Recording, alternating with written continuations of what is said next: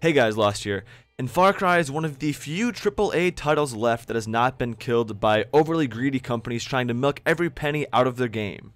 For me, this series has never failed to bring a series of deep stories to its player base, and Far Cry 5 is no exception. This is by far one of the most interesting and fun titles to date. The graphics are gorgeous, the storyline has impressed me at every turn, and the ability to play co-op with a friend only adds to the fun, where I can now live through the excitement with somebody to talk to. Not only that, but the gameplay is simply fun, and I have enjoyed myself at every turn and every hour so far. And of course, a staple of the Far Cry series, the interesting characters, the memorable faces, a protagonist you can connect with, someone you empathize with when things go wrong. Wait, Far Cry 5 doesn't have that? Far Cry 5's protagonist is silent. Alright guys, all those things I just listed are true, and in fact the game is fantastic in so many ways, and the external characters really are interesting and memorable. However, the one thing that I'm upset about is the main protagonist. Now I'm not going to lie, I was lukewarm with the whole Far Cry 5 storyline. I knew vaguely what it would be about, and I thought it would be super cool, and I was looking forward to playing it. Now maybe some of you more hardcore Far Cry fans knew that the protagonist would be silent in this game, however I did not, and it came at a little bit of a shock.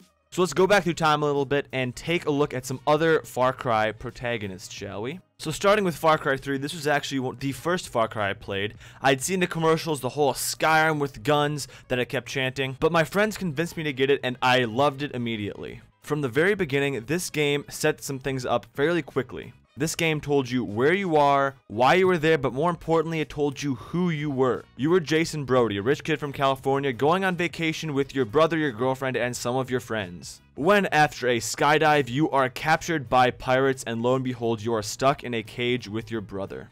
The main antagonist glaring you down like he usually does. It's very obvious, Jason Brody is kind of a wimp. He is very flustered, he's very shaken, and had it not been for his ex-military brother, he probably would not have gotten out of there. You spend the next couple of minutes staying behind your brother as he guides you through the camp, evading guards, evading detection, and trying to go out and save your friends eventually.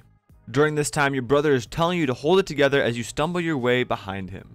Things seem to be going according to plan until you are just about to escape the camp. You lay down a map to find where your friends are at when your brother, your only bastion of sanity left, is then shot right in front of you. You cling to his neck, hoping to save his life, but of course it doesn't work. So now you are on your own.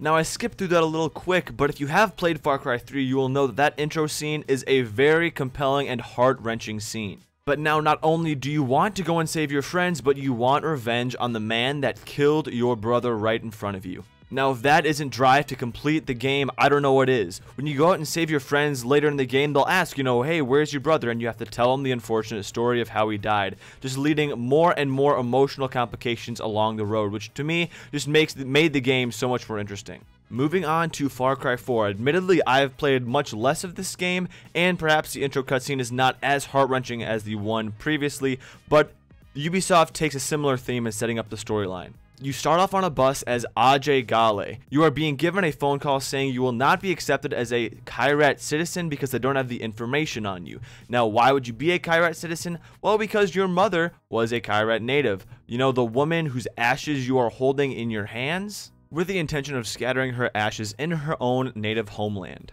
So from the very first second of the game's intro, you are given a very emotional, almost spiritual and symbolic theme, a theme that carries out through the game through the entirety of it. Your bus is then shot to pieces by the main antagonist, whom you soon learn was an ex-lover of your mother. Man, talk about love triangle. As always, the main antagonist is clinically insane and not somebody you want to mess around with. Again, right from the beginning, this game sets you up with some emotional investment in who you are and why you are where you're at. Whether you like this game or not, you can see the common theme here. Now moving on to Far Cry Primal, which is slightly different. You step into the shoes of Takar in the year 10,000 BC. Now I say this is slightly different because it is kind of hard to connect with the main character in this game simply because Ubisoft created their own entire language for this game specifically, meaning the entire game is subtitled. But of course, once again, this game does its best to set up who you are, where you are, and why you're there. You start off as Takar hunting mammoth with your tribe, a very common practice in that year. When unfortunately tragedy strikes, a tiger attacks you, killing your tribe members and leaving you alone. Your character goes on a journey of self-discovery to help defend your tribe and eliminate the enemy tribes in your region, both of which are brutal and bloodthirsty. And of course, you meet some interesting people along the way. Like I said before, it is slightly harder to get emotionally invested in this game, but the feeling is all there. You are somebody. You are doing the things you do for a reason, to protect your tribe.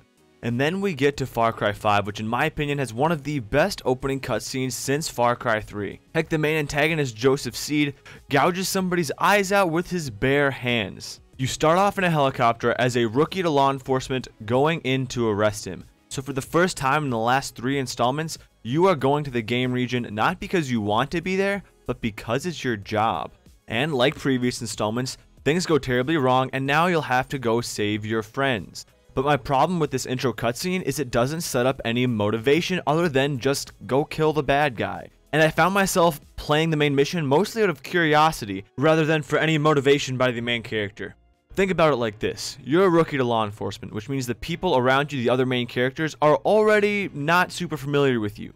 And you aren't familiar with them. So the game is setting you up to already not have a lot of emotional attachment to the people you're flying in with, and subsequently have to go save.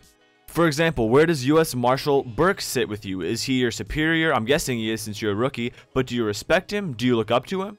He is very hot-headed and ready to get the mission done, but where does that sit with you? What about Sheriff Whitehorse? He knows the cult as well as anybody, and he is extremely hesitant about going in to make this arrest. Do you harbor similar fears, especially since you're a rookie? And this extremely crazy mission is going to be your first one. And there's no love interest. Not that there has to be, but there easily could be. At the very least, it would contribute to the story. There's no backstory set up for the main character in the game, and there's no dialogue for you to show where you stand with everybody else. But no, you're there, silent, pretty much there to watch everything unfold. Another point that had me rather confused was when they introduced the character customization. At this point I was thinking, were there some dialogue options I missed? Is this supposed to be an RPG? But it's very clear this game is not at all an RPG. Now I want to make this clear, I'm not upset by silent protagonists, and there are plenty of great games with silent protagonists. But if the game is not going to tell you who you are, then you'd think you should be allowed to, right? But instead I'm allowed to customize what my character looks like, but for what? The game gives you no options to tell who you are, and you have no options in the game other than to play the story how it's laid out for you. I'm just creating a face that I never get to see through the cutscene since it's always in first person. Though the character customization is cool, it just seems kind of irrelevant. Playing through the story is like watching everything unfold behind a pane of glass. Sure, there are unexpected twists and turns and things get exciting, but there's no actual emotion connected to it. At least for you, the main character.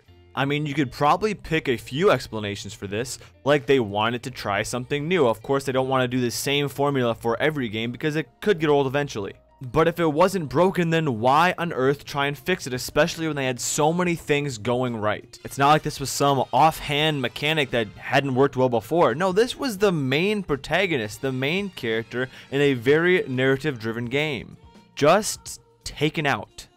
So all in all, I think I've made my point clear, and I want to say that I would not stop somebody from buying this game just for this simple fact alone. Overall, Far Cry 5 is extremely fun. There's a lot of unique content, there's memorable missions for you to do, and characters to meet. I just wish there was more to take away than fun gameplay and a cool story to watch.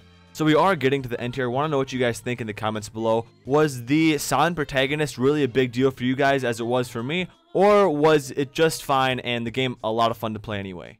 So thank you guys for watching. Hope you guys enjoyed. Subscribe for more content like this, and I will see you guys later.